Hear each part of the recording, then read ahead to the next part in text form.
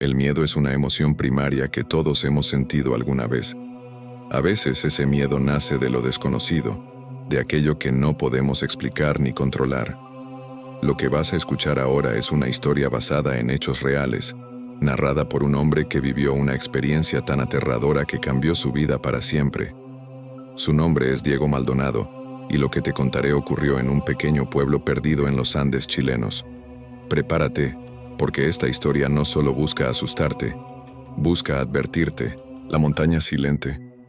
Mi nombre es Diego Maldonado, y lo que estás a punto de escuchar es mi testimonio. No sé si alguien creerá lo que voy a decir, pero necesito contarlo. Necesito sacarlo de mí antes de que me consuma completamente.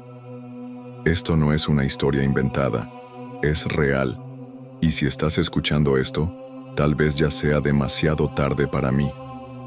Todo comenzó hace 7 años, cuando decidí mudarme a un pequeño pueblo llamado San Gabriel, ubicado en las faldas de la cordillera de los Andes. Era un lugar tranquilo, casi olvidado por el tiempo, donde las montañas parecían proteger a sus habitantes del mundo exterior. Yo había llegado allí buscando paz. Acababa de pasar por un divorcio devastador y necesitaba alejarme de todo, del ruido de la ciudad, de las personas, de mis propios pensamientos. Pero no sabía que lo que encontraría en San Gabriel sería mucho peor. Al principio todo parecía normal. Los habitantes eran amables aunque reservados. Me alojé en una pequeña cabaña alquilada cerca del centro del pueblo.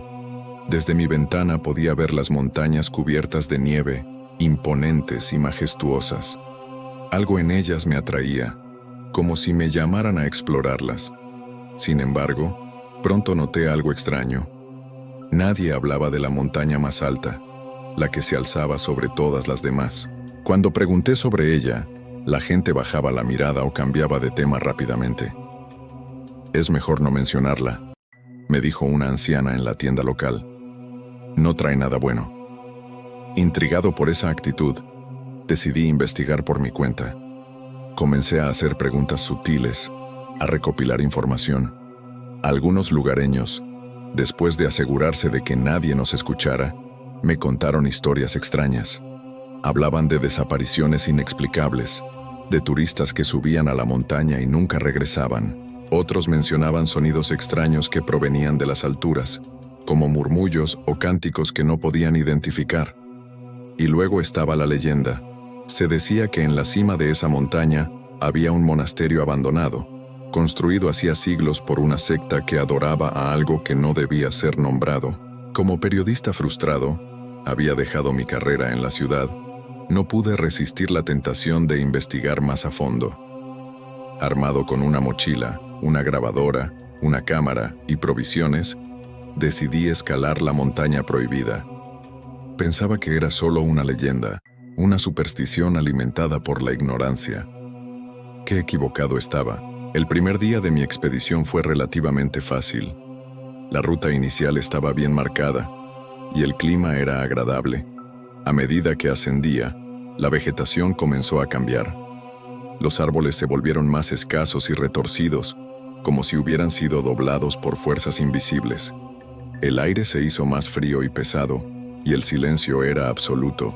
No había pájaros cantando, ni viento moviendo las ramas. Solo yo y el crujido de mis propios pasos. A media tarde, encontré algo que me heló la sangre. En el suelo, medio cubierto por la nieve, había un objeto extraño, una especie de medallón oxidado con símbolos que no reconocí. Parecía antiguo, como si llevara siglos allí. Lo guardé en mi mochila, pensando que podría ser una pista sobre el monasterio. Ahora me arrepiento profundamente de haberlo tocado. Cuando el sol comenzó a ocultarse, decidí acampar. Encendí una fogata y me senté a observar el cielo. Aunque estaba cansado, no podía dormir. Sentía una sensación extraña, como si algo me observara desde las sombras. Intenté convencerme de que era solo mi imaginación, pero cada vez que miraba hacia los árboles, tenía la certeza de que algo se movía entre ellos. Fue entonces cuando escuché el primer sonido, un murmullo bajo, casi imperceptible, que parecía venir de todas partes y de ninguna. Al principio pensé que era el viento, pero no había brisa alguna. El sonido creció lentamente, transformándose en algo que se asemejaba a un canto. Eran voces, pero no humanas. Eran agudas, distorsionadas, como si hablaran en algún idioma desconocido. Apagué la fogata de inmediato y me quedé inmóvil, tratando de controlar mi respiración.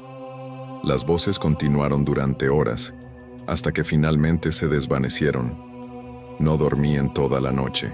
Al día siguiente, continué mi ascenso. Cuanto más me acercaba a la cima, más extraño se volvía el paisaje. La nieve era más densa, y el aire parecía cargado de electricidad estática. Mis pasos resonaban de manera extraña, como si el suelo mismo estuviera hueco. Finalmente, llegué a la cima. Lo que vi me dejó sin palabras. Allí, en medio de la nada, se alzaba un monasterio en ruinas. Sus muros de piedra negra estaban cubiertos de musgo y hielo, y sus ventanas vacías parecían ojos muertos. Era como si el lugar emanara una energía oscura, palpable incluso desde la distancia. No había rastro de vida, pero algo me decía que no estaba solo. Entré con cautela. El interior era aún más espeluznante que el exterior. Las paredes estaban cubiertas de inscripciones y dibujos grotescos. Figuras humanoides con demasiados ojos, serpientes enrolladas alrededor de cuerpos humanos y símbolos que parecían vibrar cuando los miraba directamente. En el centro de la sala principal había un altar, cubierto de velas derretidas y objetos extraños, huesos, plumas negras y pequeñas figuritas talladas en madera. Fue entonces cuando lo vi. En una esquina de la habitación, sobre un pedestal de piedra, había un libro. No era un libro común. Su cubierta estaba hecha de un material que no podía identificar, y sus páginas parecían brillar débilmente. Lo abrí con manos temblorosas, y lo que encontré dentro me dejó sin aliento. Estaba lleno de textos en un idioma que no conocía, acompañados de ilustraciones que me hicieron sentir físicamente enfermo. Eran imágenes de criaturas horribles, seres que no pertenecían a este mundo, y diagramas de rituales que prometían poder a cambio de sacrificios. Comencé a leer en voz alta, sin saber exactamente qué estaba haciendo. Las palabras fluían de mis labios como si tuvieran vida propia. No entendía lo que decía, pero sentía cómo el aire a mi alrededor cambiaba. De repente, escuché un ruido detrás de mí. Giré rápidamente, pero no vi nada. Sin embargo, sabía que algo estaba allí. Salí corriendo del monasterio, pero ya era demasiado tarde. Algo me seguía, algo que no podía ver, pero que podía sentir. Era como una presión constante en mi nuca, como si algo estuviera respirando justo detrás de mí. Cuando llegué a mi campamento, el medallón que había encontrado estaba caliente al tacto. Lo lancé lejos, pero sabía que ya había cometido un error fatal. Desde ese día, mi vida cambió. Empecé a tener pesadillas recurrentes en las que veía a las criaturas del libro persiguiéndome.